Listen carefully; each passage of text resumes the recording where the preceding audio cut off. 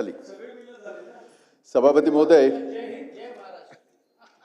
सभापती महोदय, सुरुवातीलाच आपल्याला विनंती आहे की 260 हा आमचा जो प्रस्ताव होता त्याला अंतिम आठवडा एकंदरीत क्लब केल्यामुळे आम्हाला अधिकृत मान्यता देण्यात आलेली आहे त्याला. जी मान्यता आपण दिलेलीच आहे, त्याच्यावर चर्चा पण झाली आहे.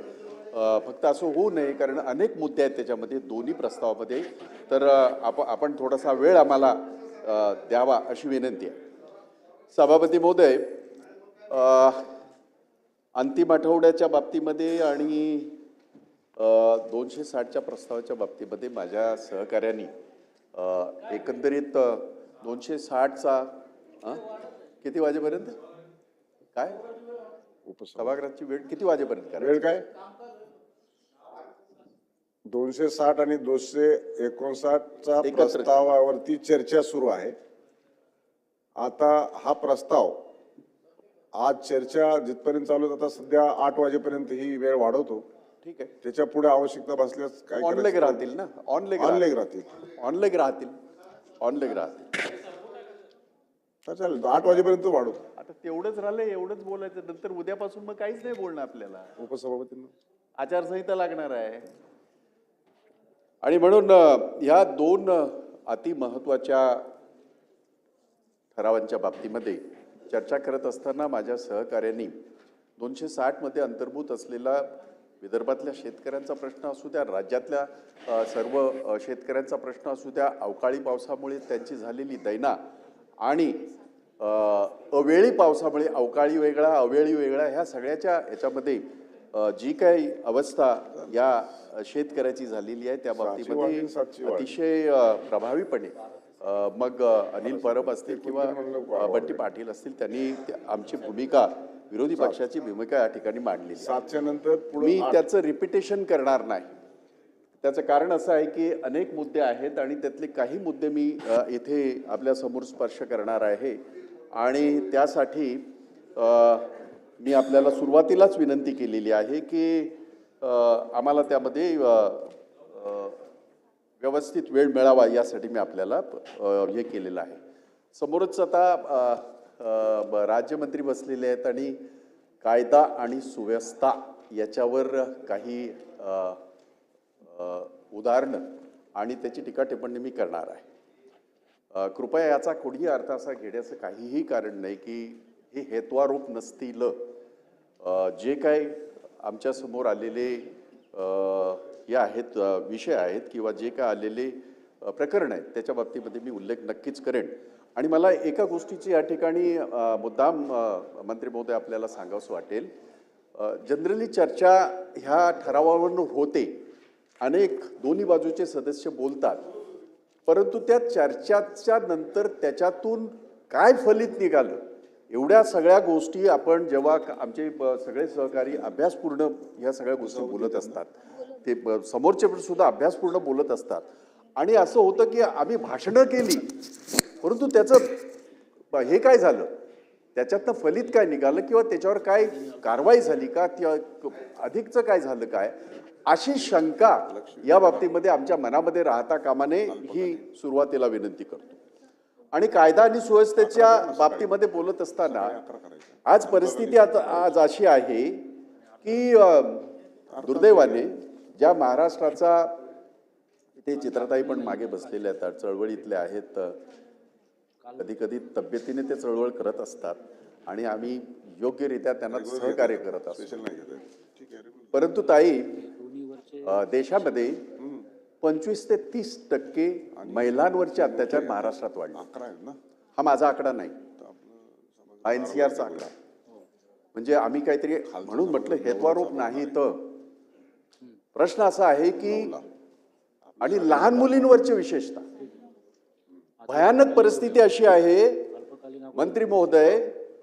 उल्हासनगरला एका अल्पवयीन मुलीवर बलात्कार झाला, त्याची केस झाली वगैरे वगैरे, सगळ्यांनी आवाज उचलल्यावर त्याच्यावर गुन्हा दाखल झाला आणि तो आरोपी सुटल्यानंतर ढोल बाजा वाजवत त्या घराच्या समोर तो नाचत होता. कसली भीती राहिली आमच्या कायद्याची. कसली भीती राहिली आमच्या पोलिसांची? आणि पोलीस बघ्याची भूमिका.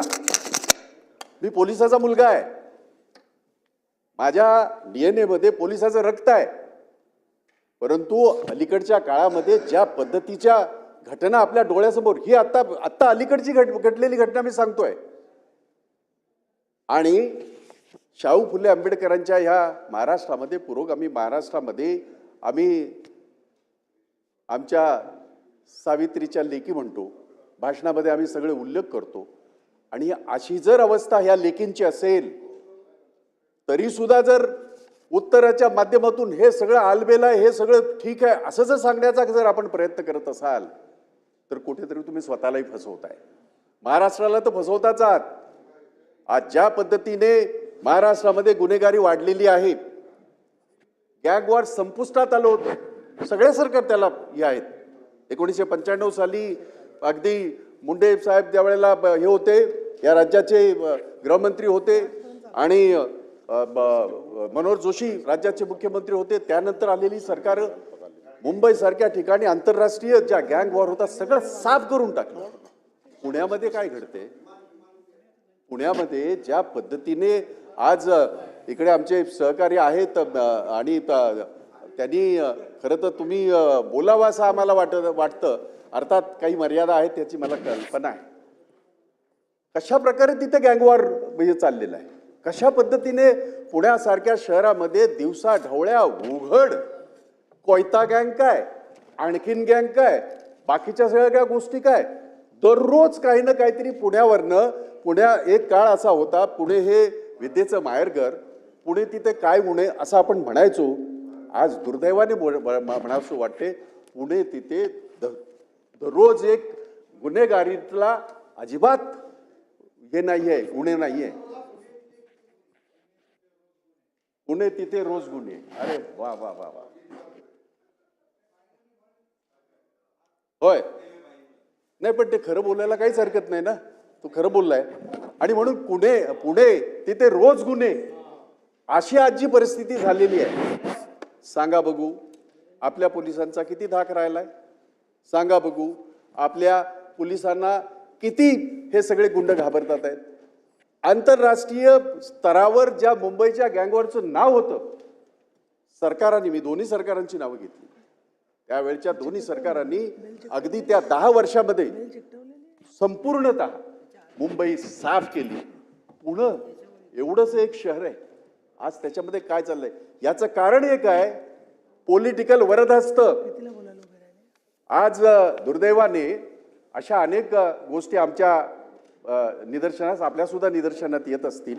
बरं झालं ताई बसल्या आणि नेमका मुलींचा आणि यांचा जो काय विषय चाललेला आहे, आपण चळवळीतले आहात. मी चित्राताईंना तेच म्हणालो, आम्ही बाकाच्या इकडच्या तिकडच्या बेंचवर बसत राहू, परंतु हे जे काळ सोकावत चाललेला आहे आणि त्यांची हिंमत एवढी वाढली. मी एक उदाहरण दिलं ताई, याच्यामध्ये उल्हासनगरमध्ये एका अल्पवयीन मुलीवर बलात्कार झाला.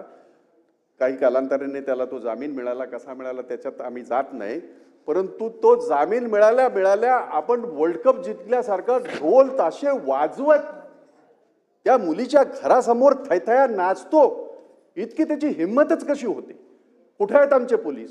काय पोलीस आमच्या महाराष्ट्र पोलिसांचा, मुंबई पोलिसांचा आम्ही जगभरामध्ये हे करतो, डंका वाजवतो, काय चाललंय? आणि म्हणून ह्या असल्या गोष्टी नुसत्या भाषणापुरत्या मर्यादित न राहता याच्यावर कारवाई आपण काय करणार आहात, आम्हाला या आपल्या उत्तरामध्ये ह्या गोष्टी आल्या पाहिजेत, अंतर्भूत झाल्या पाहिजेत. हे मला या ठिकाणी नम्रपणे सांगावंसं वाटतंय. ताई, साक्रीची घटना, आपण याच्या अगोदर अनेक घटना आपण स्वतः त्या भागामध्ये जाऊन त्या ठिकाणी स्वतः अगदी विजिट करून, साक्रीची घटना या आमच्या पुरोगामी महाराष्ट्राला, शाहू फुले आंबेडकरांच्या महाराष्ट्राला, सावित्रीबाई फुलेच्या लेकींना याचा अभिमान वाटेल? याची लाज जरा सुद्धा वाटत नाही. आणि पूर्णतः पोलिसांचं असलेलं दुर्लक्ष, पूर्णतः पोलिसांच्या, म्हणजे गुंडांची ताकद इतकी झाली आहे, विशिष्ट पक्षात जायचं सगळं साफ, सब कुछ माफ. वॉशिंग मशीन तर आहेच, ते तर काही गुन्हे असतील तर त्याच्यामध्ये आहे, परंतु हेच गुन्हेगार अशा पद्धतीने खून असतील, दरोडे असतील, बलात्कार असतील, मोठमोठे गुन्हे करण्याची त्यांना काय एक्स्ट्रा ताकद मिळते की काय, असं प्रश्नचिन्ह तयार झालेलं आहे. मी अनेक वेळेला या गोष्टीचं सांगितलेलं आहे. कित्येक वेळेला माझ्यावर टीका सुद्धा केली जाते, ती योग्य असेल अयोग्य असेल मला माहीत नाही. आवाज थोडासा धारदार आहे, कारण त्याच्यामध्ये सत्य असल्यामुळे तो धारदार असतो. कित्येक वेळेला सांगताना एखादी गोष्ट सांगताना त्याचा पूर्णतः अभ्यास करून सांगण्याचा आम्ही प्रयत्न करतो. काही लोकांना ते आवडत नाही, पण करायचं काय? मग आमचा आवाज बंद करण्यासाठी हे सुधरा, या सगळ्यांना या नराधामांना, या हरामखोरांना यांना त्यांचा बंदोबस्त करा, त्यांना परत दुसऱ्या गुन्ह्यामध्ये टाका, मकोकासारखा कायदा टाका. पॉस्कोच्या केसेस, ताई तुम्ही पॉस्को म्हणत होता, पॉस्कोच्या केसेस आपल्याकडे 35% वाढल्या महाराष्ट्रामध्ये. काय करायचं? सावित्रीच्या लेकींनी काय करायचं? कोणाकडे बघायचं? आणि आम्ही जे काही आकांत तांडव जे करण्याचा म्हणजे वस्तुस्थितीला धरून केसेस ज्याचा मी रेफरन्स देतोय, त्याची जर नुसती 260 वर चर्चा झाली, अंतिम आठवड्यावर चर्चा झाली, त्याला मस्तपैकी गोल गोल उत्तर, मग एवढे सगळे पोलीस भरती होणार आहेत, तेवढे सगळे भरती होणार आहेत, हे सगळं आणि आम्ही ऐकून जर जाणार असो, तर मला वाटत नाही की आपण ह्या पवित्र सभागृहाचा योग्य रीतीने त्याचा आपण वापर करतो असं मला अजिबात वाटणार नाही. आणि म्हणून मला काय वाटते, त्यापेक्षा या राज्याच्या 13 कोटी जनतेला, या राज्याच्या सावित्रीच्या लेकींना, या राज्याच्या त्या आया बहिणींना, त्यांना तरी सुरक्षा वाटू द्या.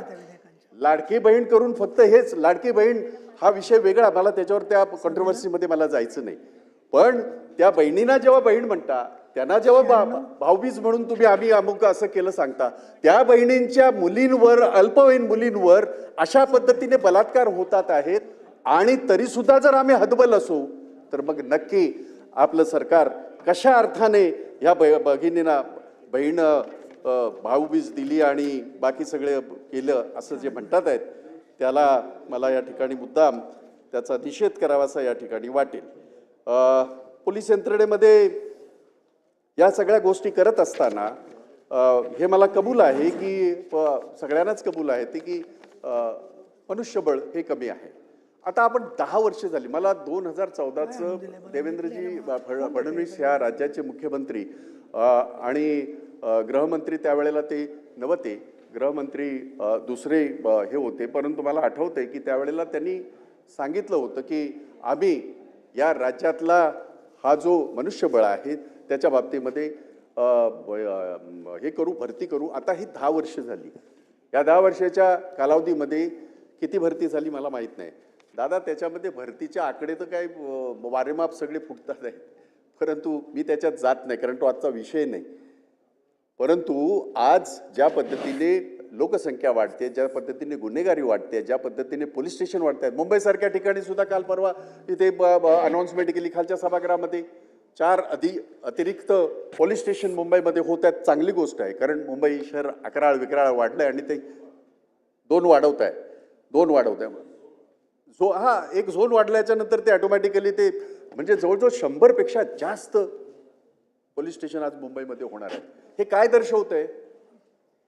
हे गुन्हेगारी दर्शवते, गुन्हेगारीमध्ये झालेली वाढ दर्शवते. म्हणजे मी विरोधी आहे म्हणून मी आरोप करत नाही आहे, परंतु माझं त्याच्या पुढचं म्हणणं आहे, आज एकीकडे तुम्ही पोलीस स्टेशन वाढवताय आणि एकीकडे तुमच्याकडे मनुष्यबळ नाही आहे. कशा पद्धतीने हे पोलीस स्टेशन वाढवताय? सपोर्ट आहे आमचा, ती गरज आहे, ती काळाची मुंबईची गरज आहे, परंतु ह्या मनुष्यबळामध्ये जर आपण पाहिलं नाही तर मात्र होणार नाही. अलीकडच्या काळामध्ये, आधुनिक काळामध्ये सगळ्यात जास्त सायबर गुन्ह्याचं हे जे आहे जगभर त्याचा विळखा जगभरामध्ये आहे.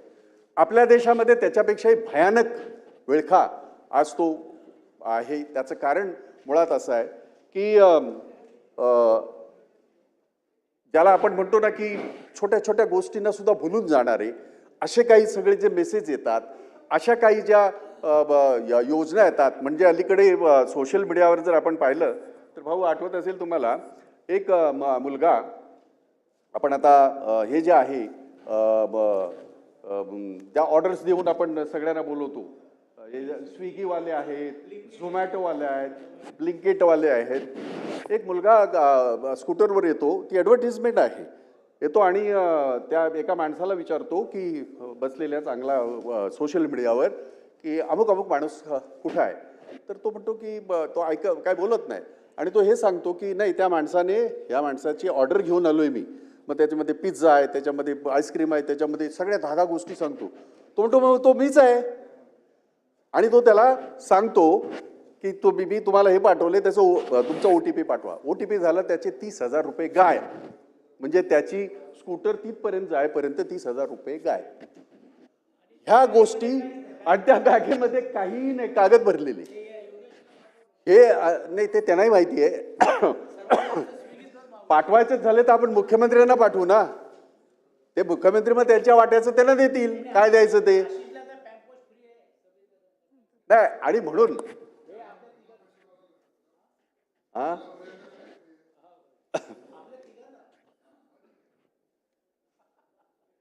आणि म्हणून ह्या सगळ्या हे गुन्हेगारी जी सायबर गुन्हेगारी जी वाढलेली आहे, त्याच्याकडे मी असं अजिबात म्हणणार नाही की शासन त्याच्याकडे दुर्लक्ष करते. नाही, मी असं अजिबात हेतुआरोप करणार नाही किंवा विरोधक म्हणून मी बोलणार नाही. परंतु जे पुरेसे आहेत का, तर त्याचं उत्तर नाही असं आहे. सायबर हा वेगळा जगभराचा विषय आहे. तो वेगळ्या पद्धतीने त्याच्यासाठी वेगळी यंत्रणा उभे करणं गरजेचं आहे. बरं, आपण ही कालच झालंय का, तर नाही. गेली 10-15 वर्ष आपण हे फेस करतोय. आज या 10-15 वर्षामध्ये सुद्धा जर आपण ही यंत्रणा उभी करू शकलो नाही, तर कुठेतरी हे सरकारचं फेल्युअर आहे असं जर मी म्हणालो तर तुम्हाला तो आरोप केल्यासारखं होईल. पण ही वस्तुस्थिती आहे, ही वस्तुस्थिती आहे. दररोज बेकार तरुण जे सकाळी उठल्यावर सगळ्यात पहिलं सोशल मीडियावर, तुम्ही आम्ही सुद्धा सगळ्यात पहिलं विचारल्यावर पहिला आपण आपला हे बघतो, मोबाईल, सेलफोन, कोणाचा फोन आहे, कोणाचा मेसेज आहे. कारण ते आता जीवनाची शैली झालेली आहे आपली. परंतु त्याचा गैरफायदा जो उचलला जातोय, त्याच्यासाठी जी यंत्रणा उभी करणं गरजेचं आहे किंवा जी यंत्रणा आवश्यक आहे, ती यंत्रणा पोलिसांकडे सक्षमपणे नाही असा माझा आरोप आहे. आणि ती जर सक्षम करायची असेल, आपल्याकडे सायबर सेल आहे, मी नाही म्हणत नाही. परंतु माझा अनुभव सांगतो ताई, माझ्या फोनवर एक दिवशी सकाळ सकाळी मॉर्फ केलेलं एक पोस्ट टाकली गेली, फार वाईट होती. आणि मी सहज बघितलं, अरे देवा, म्हटलं हे काय. मी स्वतः गोंधळून गेलो.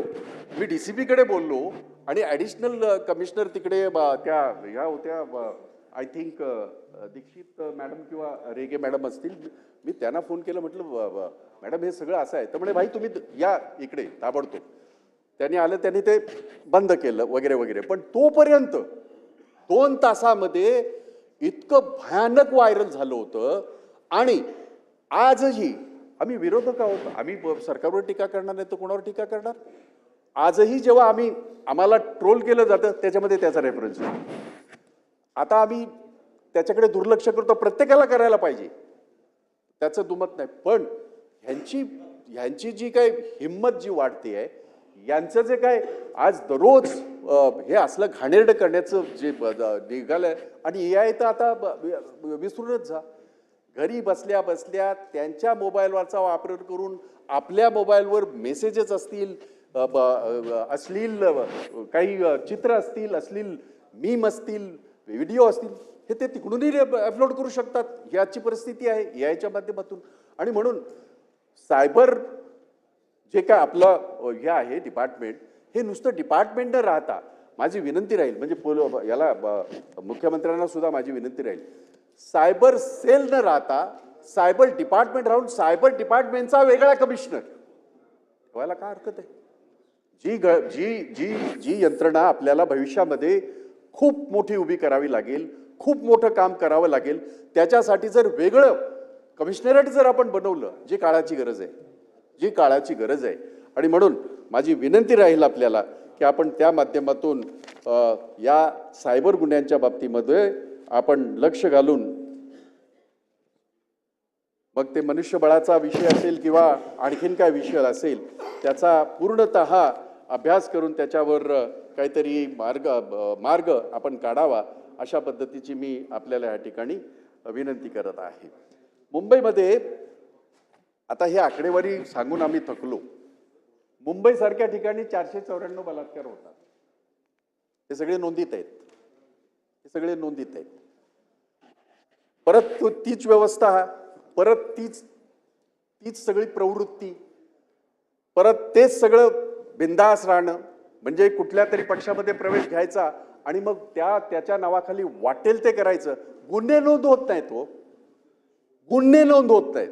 मी आपल्याला एक क्लासिक उदाहरण देतो. तुम्ही सगळ्यांनी एक हे पाहिलं असेल, नवी मुंबईकडे जाताना अधिराज कॅपिटल सिटी म्हणून फार मोठी मोठी होर्डिंग लागायची बघा, आणि त्याच्यामध्ये अगदी न्यूयॉर्कचं ते हे दाखवलं जायचं, जगातल्या चांगल्या चांगल्या शहरामधली चांगली चांगली जी मॉन्युमेंट्स आहेत त्याचं दाखवलं. ते 40 एकरामध्ये ही असलेली हा एक हरामखोर आहे, कुंज गुप्ता. हरामखोर चांगला शब्द नाही, काढून टाका पाहिजे तर, पण तो हरामखोर नाही. मी त्याच्या नाही, अलीकडे मी ते मी आवडतो. अलीकडे मी फार नाही जागरूक झालोय. सभ्य पहिल्यापासून होतो, मी जागरूक झालोय. हो, तर हा हरामखोर तुमच्याकडे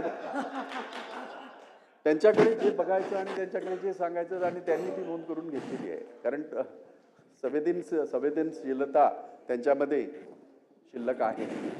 अजूनही हा शब्द वापरला नाही, शिल्लक आहे असा आमचा ग्रह आहे. जेव्हा ह्या सगळ्या गोष्टींवर काहीतरी उपाययोजना निघेल आणि आपण आपला दंडुका, आपला अधिकार वापराल, तेव्हा नक्कीच आम्ही या ठिकाणी तुमचं इथे अभिनंदन करू. आम्ही केलंय इथे. यांनी महसूल मंत्र्यांनी काही बदल केले, आम्ही उठून राहून आम्ही त्यांचं या ठिकाणी अभिनंदन केलेलं आहे. काही याच्या बाबतीमध्ये शेलारांनी या सांस्कृतिक ह्याच्या बाबतीमध्ये केलं, आम्ही अभिनंदन केलेलं आहे त्यांचं. चांगल्या गोष्टीचं अभिनंदन झालंच पाहिजे, ही आपली परंपरा आहे, ही महाराष्ट्राची परंपरा आहे. परंतु ह्या सगळ्या गोष्टी एका विशिष्ट याच्या खाली जे पांघरुणाखाली जे केलं जात आहे, मग पक्षांतर असेल, मग आणखीन कुठच्या तरी मंत्र्याचा आशीर्वाद असेल किंवा आणखीन कोणाचा आशीर्वाद असेल, याच्या खाली जे होतंय हे काय योग्य नाही. आपल्याला बाकीच्या गोष्टी सांगत असताना मला ह्या कुंज गुप्ता ह्या हरामखोराच्या बाबतीमध्ये मुद्दाम सांगायचं आहे. आणि माझी विनंती आहे इकडे यांना, मंत्री महोदयांना, आपण ह्याची जरा नोंद यासाठी सुद्धा घ्या. लोकांना अशा पद्धतीने मोठे मोठे हे करून या माणसाने, त्या संबंधित ह्या बिल्डरने iconic towers 2A and 2B 630 flat आहेत. फार मोठं हे आहे, 40 एकरामधलं त्याच्यातली ही बिल्डिंग आहे.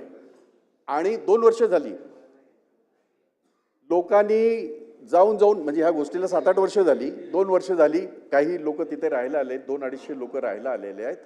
आणि आपल्याला आठवत असेल मागच्या विधानसभाच्या आपल्या ह्याच्यामध्ये सत्रामध्ये मी हा विषय उचलला होता, आणि मी त्यावेळेला हे सांगितलं होतं की त्यांना पाणी नव्हतं, रस्ता पण नव्हता.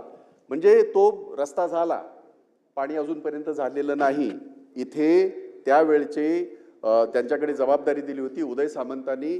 आम्हाला सगळ्यांना आश्वासित केलं होतं की 1 महिन्यामध्ये हे सगळं होऊन जाईल. एवढंच नव्हे तर हेही आश्वासित केलं होतं की त्या ठिकाणी ज्या पद्धतीने त्याने आता रेराची चर्चा आताच झाली भाऊ, आपण अतिशय सक्षमपणे, आणि आपण त्याच्यातल्या कायद्याचं कशी निर्मिती झाली आपण तो पुढे नेत आहे, त्याच्यात अधिक बळकटी आणायला पाहिजे. त्यांना का रेरा लागत नाही? हे असले हरामखोर लोक जे दिवसा ढवळ्या, आणि काय त्यांची हे आहे माहिती आहे, हे पनवेल महानगरपालिकेच्या क्षेत्रातलं आहे दादा, आणि त्यांची हिंमत एवढी, जहा जाना है जाओ. अरे ही हिंमत, पाणी दिलेलं नाही, रस्ता तर नव्हता, तो आम्ही तो त्याच्यामध्ये केला. आणि त्याच्यानंतर मी जी भीती व्यक्त केली होती, 50-50 माळ्याचे टावर आहेत, 55-55 माळ्याचे टावर आहेत, 6-6 लिफ्ट आहेत, चालू फक्त 2च आहेत. खाली बेसमेंट आहे, साप आहेत, एकदा जाऊन बघा, साप आहेत, बाकीचे सगळे घाण आहेत. लहान लहान मुलं तिथे याच्यामध्ये लॉबीमध्ये फिरत असतात. आणि जी भीती मी व्यक्त केली होती त्यावेळेला, तेच झालं नेमकं. बरं झालं आपण आलात, बरं झालं.